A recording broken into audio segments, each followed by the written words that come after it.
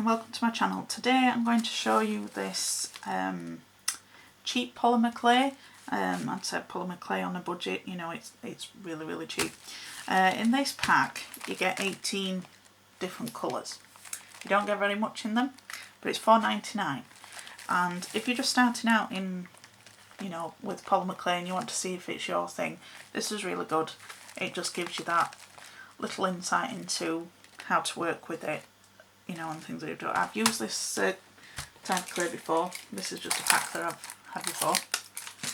But I wanted to get one of these multi-packs to show you and do a little review of. And then there's these smaller packs, and there's loads of different variants. Like there's a yellow one, a green one, a blue one, red, pink, and you get 4 shades of whatever particular colour that you get in that pack. Now you can mix these colours together and get different shades of clay. So if you're just wanting to start out, it works out cheaper to get the big pack. Now then, if you decide that you want to go into it a bit further and you want more shapes and you want a more large quantity of clay, then you might want to get the individual packs, because you'll get more shades and then you'll not have to mix them yourself, because you've, you know, if you're getting multiples of that colour. So I'll take this out. Like I say, I have used this type of clay before, and I'm not the biggest fan of it for cane work. Now cane work, you generally want to be able to slice cleanly through once you've made a cane. With this I found it's too soft and squidgy, because this doesn't take half as much conditioning as what, say, Fimo and you know, the more professional, dearer or expensive brands that there are. There's Sculpted, Fimo, there's Kato and a few other ones. Sorry, excuse the loud noise of the plastic package. Just wanted to show you how it actually comes out.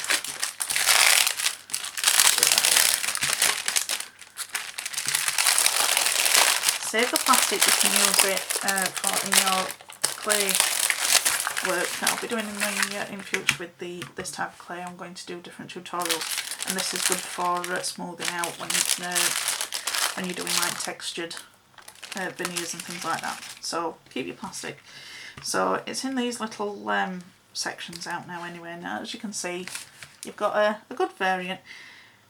I'm not too pleased that there's only one little block of yellow in this. You've got quite a lot of red and pinks, and then a lot of blue and green, and then you've only got 2 of the purples. Now you can generally make colours darker by just adding a little bit more of the main colour that's in it, or if you just add a spot of black to something. So like I said, to this part purple here, you could just add a little bit of the black and just make it that little bit darker. So don't be put off that you've only just got these ones, these shades of clay. You can mess around and mix them together and make your own shades of whatever project you're wanting to do. I've bought this to have a go at clay embroidery, and the reason I've got this one is because I want to keep my Fimo for when I'm doing my cane work. And clay embroidery is something that you do a lot of fine work, and you need your clay to be rather soft and manipulative for you to be able to use. So I thought I'll get this, and then I can use that and save my Fimo for other projects. Now like I said, this is the pack of 18, and that was $4.99, and then I just got this one. Reason being is because if I'm going to be blending the colours into different shades, I want to have some extra white to lighten things, and also there's an extra brown in here. Can use that to darken up you know, some of the shades as well. You just need to play around with the colours to see which you want to do. So if you're wanting to just play around and make your own colours up, just slice a little bit off of your packs. And when you're conditioning your clay, if you've watched my other video on conditioning your clay, which I'll link somewhere, this clay, you just condition it exactly the same. I believe this one, because I've not got one out yet. So this is basically what it is. Now as you can see, it's very, very flexible. Yeah, it's just gone in half there, but Fimo and Sculpey isn't that soft to start off with. Now, because it's polymer clay, it is plastic based, so it does need warming up again, so you're just conditioning your clay. And it's just a case of warming it up. You know, you can roll it, you can do it on your desk. It's an idea if you stick your craft mat down as well if you're doing it that way. I forgot to do it. And it's just a case of manipulating it. And even if you've got your rolling pin, you can use that as well. Let's grab it out of here and just keep rolling back. And as you can see, that's not took any time at all to get it soft and able to use. And that's why I don't recommend it for cane work. You can try it and do it on canes. I've tried it in the past and I wasn't pleased with. I spent loads of time and I made really nice canes, and then when I've come to slice it, it distorted the image.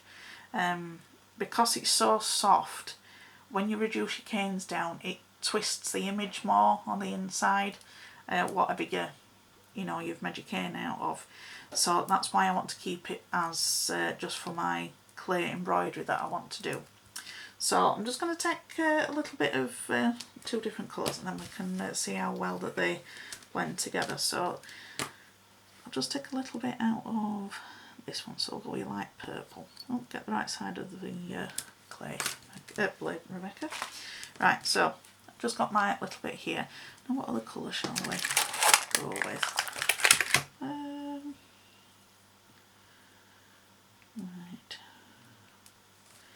I know. Can't remember. I'll go for a little bit of red. So I'm only doing small quantities because the clay embroidery that I'm wanting to do, you need very, very small amounts. So just conditioning this little bit up.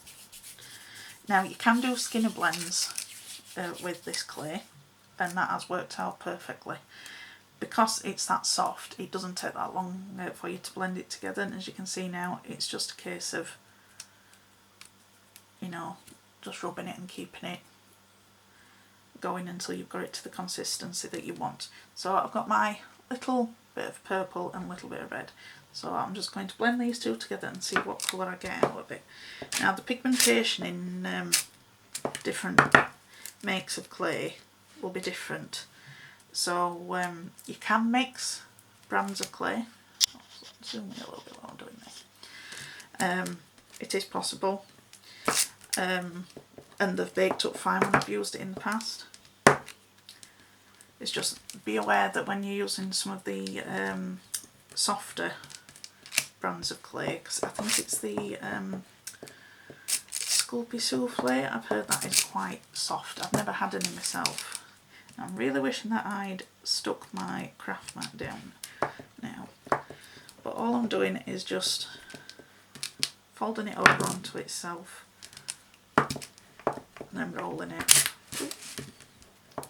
Now if you've got a pasta machine, you can use that. But I'm just thinking if you're just starting out with polymer clay and you've not got the pasta machine. Now, as you can see, it's lightened the red a little bit, but you can't tell that there was much purple in with that at all. It's just made a lighter shade of the red. So rather than having, let's get that bit up. Come on, stop sticking from that now. So, because it's lightened it, I can show you the difference. This is what we started with. And that's what we've got now. It's this, as you can see, there's still some little lines here. I've not fully done it. I just wanted to show you it's lightened it. It's not turned it purple, it's just lightened it down to a different shade. So depending on what you want it for and how much you want it as to how much proportion you're going to do. Now because I've already got a lighter colour pink and I've got a darker purple, I'm not going to blend this in any more of the colour. Now, say if you'd not got any of the orange, you just go back to what you learnt in junior school. your primary colours, mix them together, and it will just come up with those colours. Now depending on what shade you want, again, is just on how much you put into it.